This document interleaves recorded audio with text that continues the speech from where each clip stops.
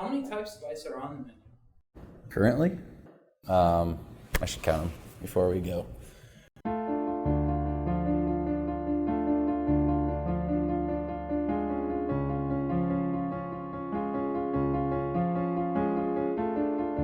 It can range anywhere between 25 to 35. Shapes, sizes, flavors.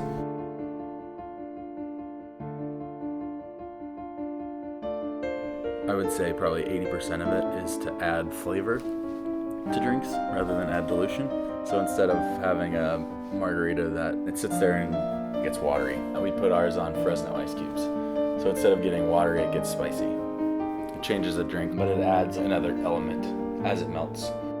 The program at the Aviary is certainly one of the most cutting edge anywhere in the city or the country, even on the global scale.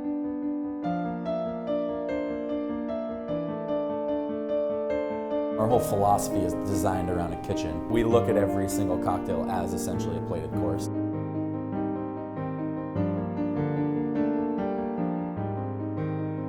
They're bartenders, but they're not tending bar, so you can't call them bartenders. I don't want to call them mixologists.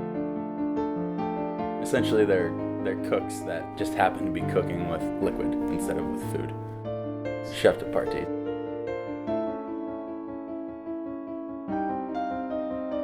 You have to start with good water in order to make good ice. In our case, it's reverse osmosis. Highly filtered water that we use for all of our ice.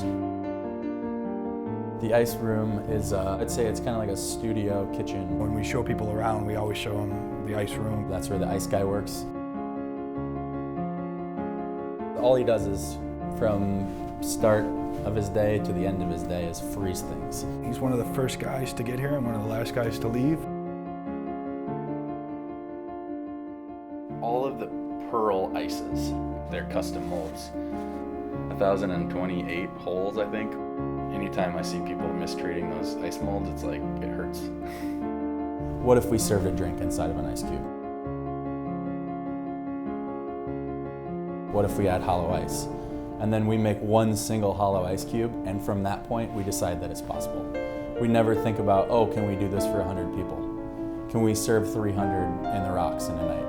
It's always, is it good once? And then as long as it's good once, we'll figure out how to make it good 100 times, or how to make it good 200 times, or 10,000 times, yeah.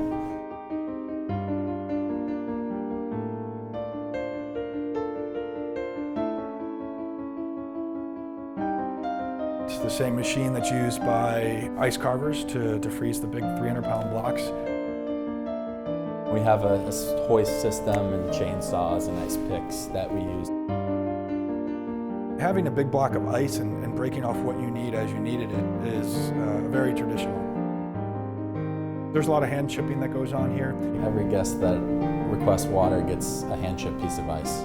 It's a technique that some cultures, the Japanese for example, have taken to a new art form. Guys will apprentice for years before they ever make a cocktail, simply hand carving ice.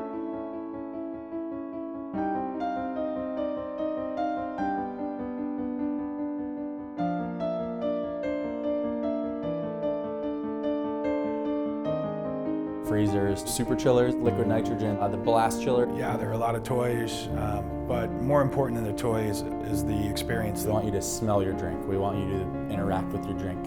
See it boiling, watch it steeping.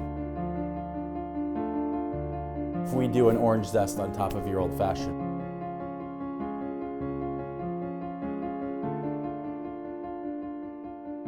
you're hitting on sight and sound and obviously taste. And, so the more senses you can hit on, I think the more the bigger splash a cocktail can make. There's a variety of techniques used here, but when it boils down, I mean, a cocktail is a cocktail, and the fundamentals and the groundwork is all there. The evolution of the idea, and then the execution is what makes our ice program real unique, I think.